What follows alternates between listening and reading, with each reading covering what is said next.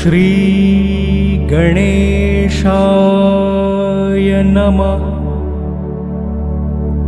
जटाटवीगलज्वलप्रवाहपावितस्थले गलेवलम्ब्य लम्बितां भुजङ्गतुङ्गमालिकाम् डमक् डमक् डमक् मनीननादवड्डमर्वयं चकार चण्डताण्डवं तनोतु नः शिवः शिवम्। जटाकटाः सम्भ्रमं भ्रमन्निलिम्पनिर्झरि विलोलवीचिवल्लरि विराजमानमूर्धनि। धगद्धगद्धगज्ज्वलल्ललाटपट्टपावके किशोरचन्द्रशेखरे रतिः प्रतीक्षणं मम।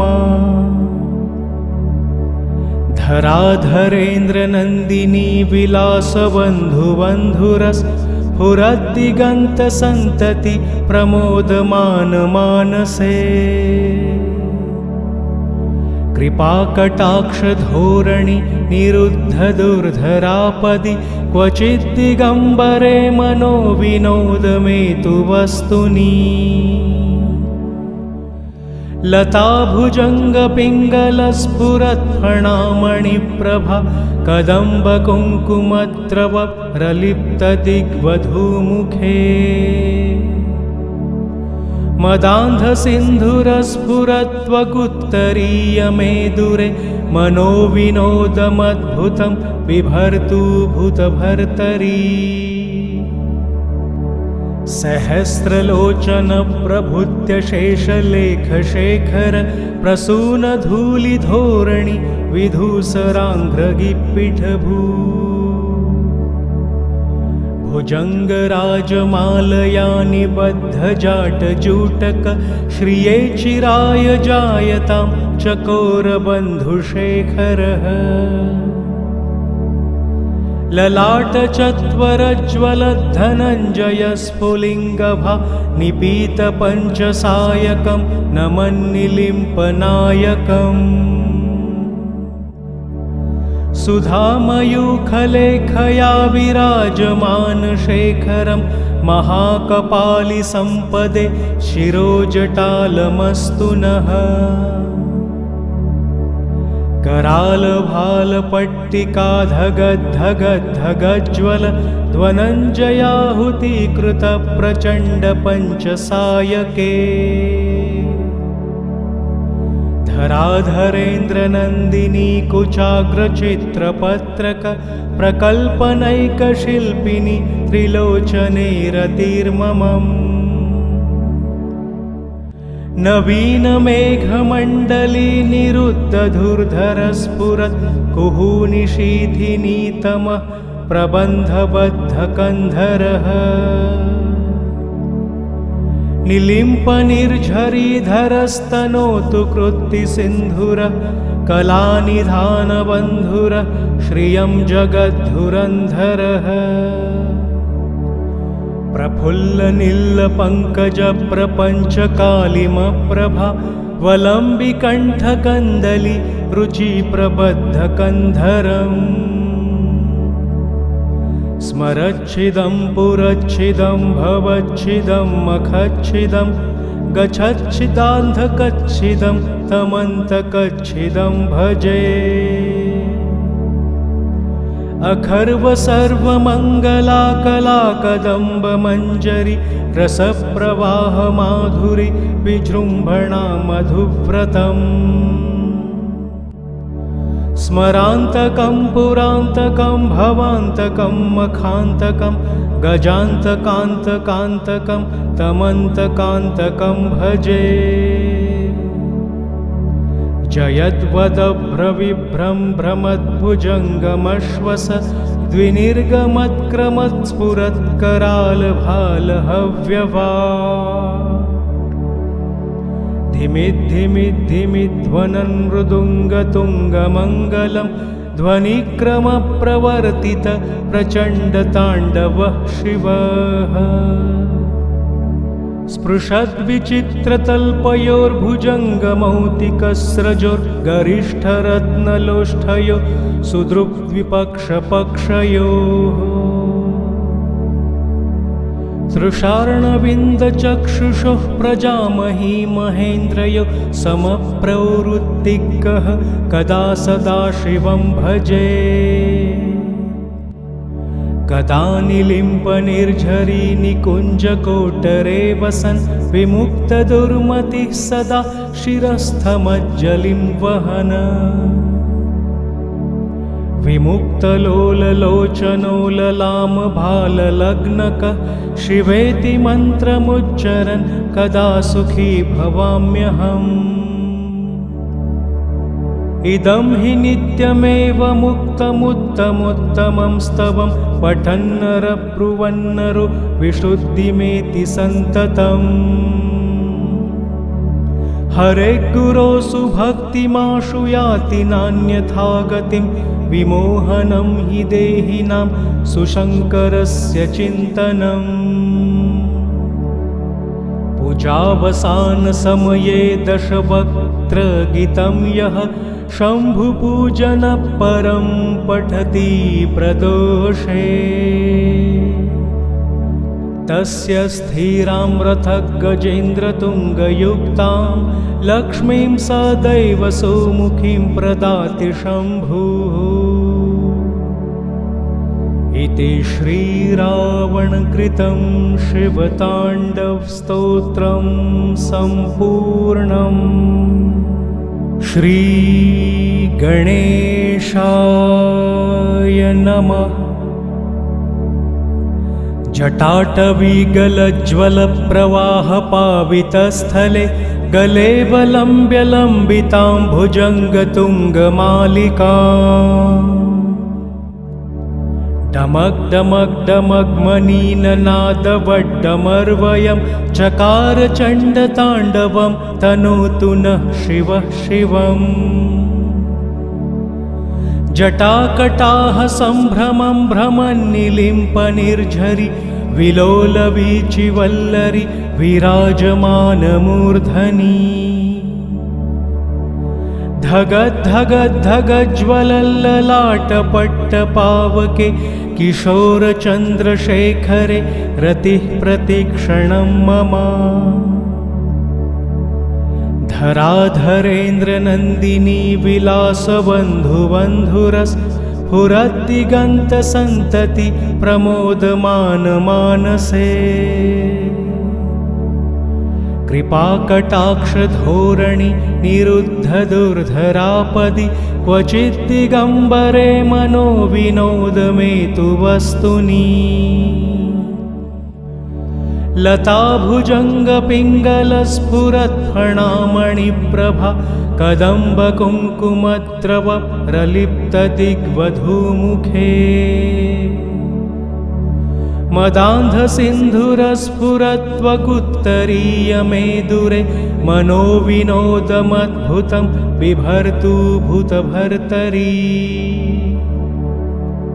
सहस्रलोचनप्रभृत्यशेषलेखशेखर प्रसूनधूलिधोरणि विधूसराङ्घ्रगिपिठभू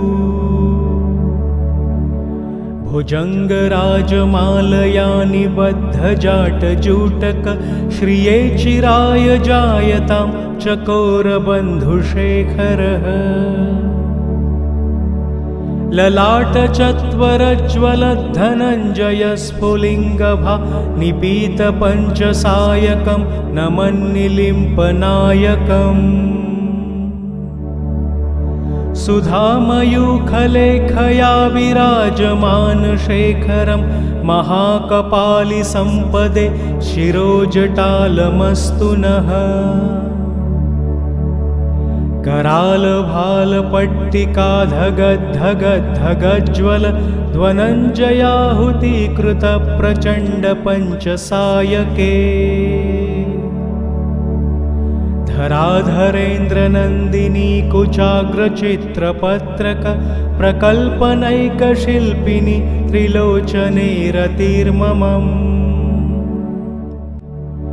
नवीनमेघमण्डली निरुद्धधुर्धरस्फुरत् कुहूनिशीथिनीतमः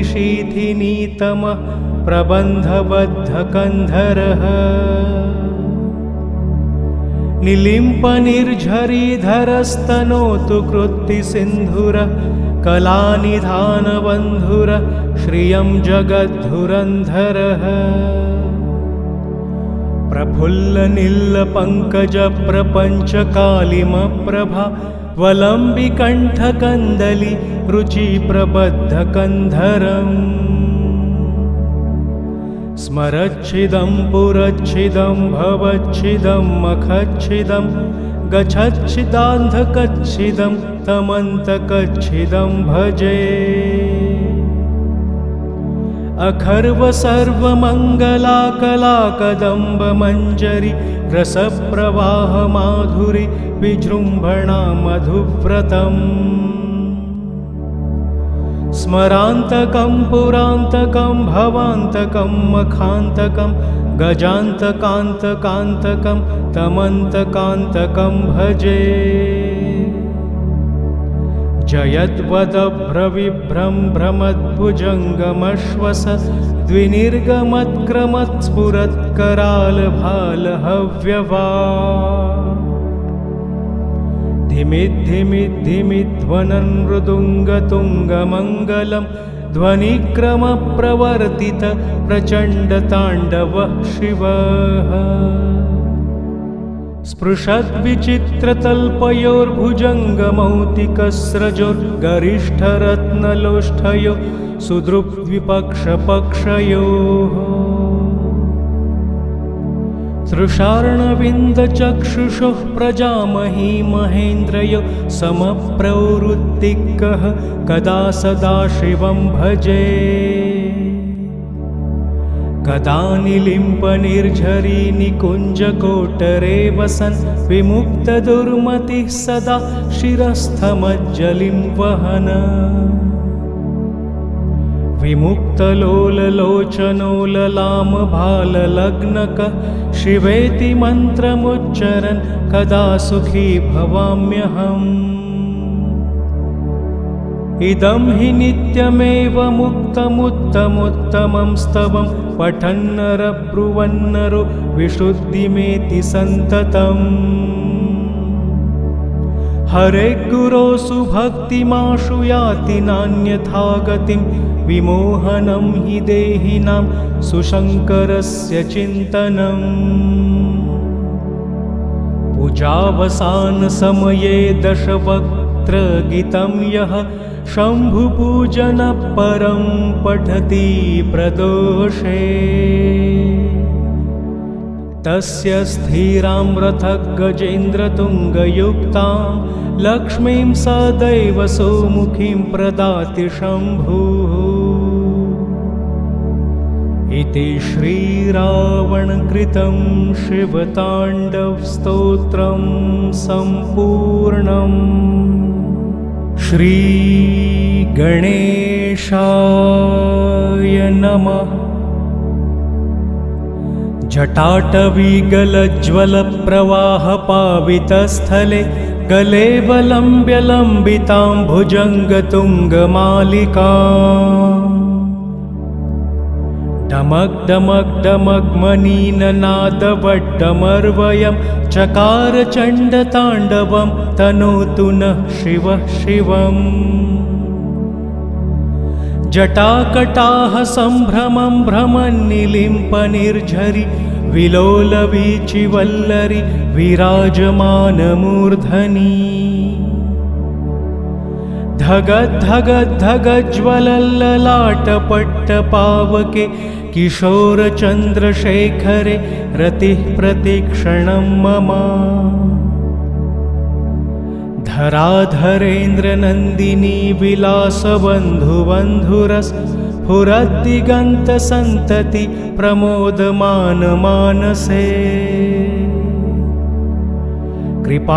कृपाकटाक्षधोरणि निरुद्धदुर्धरापदि क्वचिद्दिगम्बरे मनो विनोदमेतु वस्तुनि लताभुजङ्गपिङ्गलस्फुरत्फणामणिप्रभा कदम्बकुङ्कुमद्रव प्रलिप्तदिग्वधूमुखे मदान्धसिन्धुरस्फुरत्वकुत्तरीयमेदुरे मनोविनोदमद्भुतं बिभर्तु भूतभर्तरी सहस्रलोचनप्रभृत्यशेषलेखशेखर प्रसूनधूलिधोरणि विधूसराङ्घ्रगिप्पिठभू भुजङ्गराजमालया निबद्धजाटजूटक श्रिये चिराय जायतां चकोरबन्धुशेखरः ललाटचत्वरज्वलद्धनञ्जयस्फुलिङ्गभा निपीतपञ्चसायकं नमन्निलिम्पनायकम् सुधामयूखलेखया विराजमानशेखरं महाकपालिसम्पदे शिरोजटालमस्तु नः करालभालपट्टिकाधगद्धगद्धगज्ज्वल ध्वनञ्जयाहुतीकृतप्रचण्डपञ्चसायके धराधरेन्द्रनन्दिनी कुचाग्रचित्रपत्रक प्रकल्पनैकशिल्पिनी त्रिलोचने रतिर्ममम् नवीनमेघमण्डली निरुद्धधुर्धरस्फुरत् कुहूनिशीथिनीतमः प्रबन्धबद्धकन्धरः निलिम्पनिर्झरीधरस्तनोतु कृत्तिसिन्धुरः कलानिधानबन्धुरः श्रियं जगद्धुरन्धरः प्रफुल्लनीलपङ्कजप्रपञ्चकालिमप्रभा वलम्बिकण्ठकन्दली रुचिप्रबद्धकन्धरम् स्मरच्छिदं पुरच्छिदं भवच्छिदं मखच्छिदं गच्छच्छिदान्धकच्छिदं तमन्तकच्छिदं भजे अखर्व सर्वमङ्गला कलाकदम्बमञ्जरी रसप्रवाहमाधुरी विजृम्भणा मधुव्रतम् स्मरान्तकं पुरान्तकं भवान्तकं मखान्तकं गजान्तकान्तकान्तकं तमन्तकान्तकं भजे जयद्वदभ्रविभ्रं भ्रमद्भुजङ्गमश्वस द्विनिर्गमत्क्रमत्स्फुरत्करालभालहव्यवा धिमिद्धिमिद्धिमिध्वनन् मृदुङ्गतुङ्गमङ्गलं ध्वनिक्रमप्रवर्तित प्रचण्डताण्डवः शिवः स्पृशद्विचित्रतल्पयोर्भुजङ्गमौक्तिकस्रजोर्गरिष्ठरत्नलोष्ठयो सुदृक्विपक्षपक्षयोः तृषार्णविन्दचक्षुषोः प्रजामही महेन्द्रयो समप्रवृत्तिकः कदा सदा शिवं भजे कदा निलिम्पनिर्झरी निकुञ्जकोटरे वसन् विमुक्तदुर्मतिः सदा शिरस्थमज्जलिं वहन् विमुक्तलोललोचनोललामभाललग्नकः शिवेति मन्त्रमुच्चरन् कदा सुखी भवाम्यहम्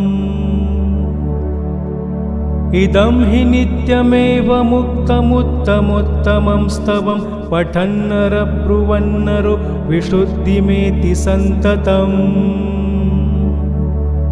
हरे गुरो सुभक्तिमाशु याति नान्यथा गतिं विमोहनं हि देहिनां सुशङ्करस्य चिन्तनम् पूजावसानसमये दशवक्त्रगीतं यः शम्भुपूजनपरं पठति प्रदोषे तस्य स्थिरां रथगजेन्द्रतुङ्गयुक्तां लक्ष्मीं सदैव सुमुखीं प्रदाति शम्भुः। इति श्रीरावणकृतं शिवताण्डवस्तोत्रं सम्पूर्णम्।